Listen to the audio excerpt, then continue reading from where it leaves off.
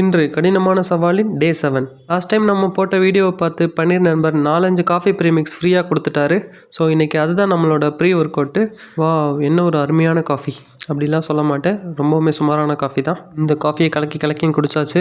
இது வயிற்ற கலக்கிறக்குள்ளே ஒரு 30 மினிட்ஸ் வாக்கிங் போயிடலாம். இன்றைக்கி வாக்கிங் எப்பயும் போல தெருவாக தான் சுற்றியாச்சு. ஸோ நாம் இன்றைக்கி பண்ண போகிறது back and bicep work out. So work out ஆரம்பிக்கிறதுக்கு முன்னாடி ஸ்ட்ரெச்சிங் ஆரம்பிச்சாச்சு. ஸ்ட்ரெச்சிங் எதுக்குன்னு உங்களுக்கே தெரியும், அடிபடாமல் இருக்கதா. அப்படியே அடிபட்டாலும் இன்ஜுரிஸ் ரொம்ப கம்மியாக இருக்கணும் அப்படின்றக்காக தான் நம்ம இந்த ஸ்ட்ரெச்சிங் பண்ணுறோம். ஸோ எப்பயும் போல் தலையை கிருட்டுன்னு சுற்றிட்டு, கையை கிருட்டுன்னு சுற்றிட்டு, ஷோல்டரை கிருட்டுன்னு சுற்றிட்டு, எல்லா பாடி பார்ட்ஸுமே நல்லா கிருட்டுன்னு சுற்றணும்.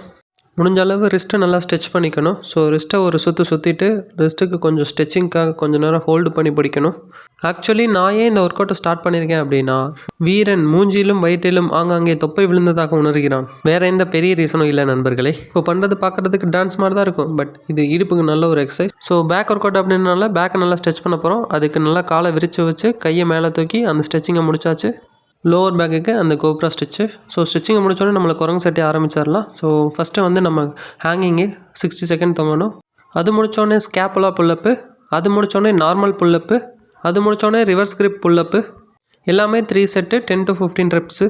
இந்த புல்லப்லாம் நீங்கள் கஷ்டம்னு கருதினால் ஜஸ்ட்டு ஹேங்கிங் மட்டும் பண்ணிக்கலாம். நம்ம அவெஞ்சர்ஸ் ஆயுதத்தை எடுத்துகிட்டு வந்து டெட் லிஃப்ட் பண்ண போகிறோம். இது லோவர் பேக் அண்ட் ஹாம்ஸ்ட்ரிங்கோட ஒர்க் அவுட்டு. ஸோ நீங்கள் முடிஞ்ச அளவு முதுகை ஸ்ட்ரைட்டாக வச்சு குனிஞ்சு எந்திரிக்கிற மாதிரி இருக்கும். இது வெயிட் அதிகமாக வச்சு தான் போடணும், நம்மக்கிட்ட அவ்வளோ வெயிட்ஸ் இல்லை.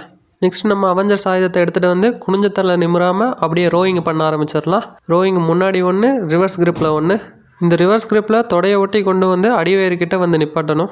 பார்க்க காக்கா வலிப்பு மாதிரி தான் இருக்கும், வேறு வழி இல்லை, மசில் வரணுமே, பண்ணி தான் ஆகணும். ஸோ 2 ரோயிங் முடிச்சதுக்கப்புறம் உங்ககிட்ட சத்து இருந்தால் இந்த 1 arm ரோயிங் ட்ரை பண்ணுங்கள். நான் 1 arm ரோயிங் பண்ணிட்டேன், 3 செட்டு 2 கையிலையுமே பண்ணிட்டேன். நெக்ஸ்ட்டு நம்ம டீ சட்டை ஆம்சால் கிளிக்கும் பைசப் ஒர்க் அவுட்.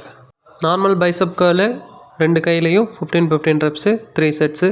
கிரிப்பு முக்கியம் பிகிலே. ஏன் கிரிப்பு முக்கியம் சொல்கிறேன்னா, நான் ஹேமர் கால் பண்ணும்போது கல்லுக்கு உயிர் வந்து திடீர்னு கையை விட்டு நழுவி போயிட்டு இருந்தது, அதனால தான். ஒருவேளை நீங்கள் யூஸ் பண்ணுற கல்லுக்கோ உயிர் வந்தது அப்படின்னு நீங்கள் நினச்சிங்கன்னா அதை தூக்கி ஒரு பேக்குள்ளே போட்டு இந்த மாதிரி துண்டை யூஸ் பண்ணி ஹேமர் கால் பண்ண ஆரம்பிச்சிருங்க. நான் நெக்ஸ்ட்டு பண்ண போகிறது கான்சன்ட்ரேஷன் கேர்ளு. அதுக்கு கோழி முட்டை போகிற மாதிரி உட்காந்து ஒரு கையில் தொடையில் அண்டம் கொடுத்து கேர்ள் பண்ணணும். இது பண்ணுறதுக்கு கஷ்டமாக தான் இருக்கும். ஒரு வேளை இது கஷ்டமாக இருக்குது நீங்கள் நினச்சிங்க அப்படின்னா, உங்கள் வீட்டில் ஏதாவது ஒரு ஸ்டூல் இருந்தால் அந்த ஸ்டூலில் உட்காந்துட்டு இதை கேர்ள் பண்ணலாம். இது பண்ணால் பைசப் நல்லா டைட் ஆகிடும். அப்புறம் இந்த போஸ்டிங் எதுக்கு கொடுக்குறேன் அப்படின்னா, என்னோடய ஆர்ம்ஸ் டிஷர்ட்டை விட்டு வெளியே வந்திருக்கு, அதனால தான், வேறு ஒன்றும் இல்லை. பாய் நண்பர்களே.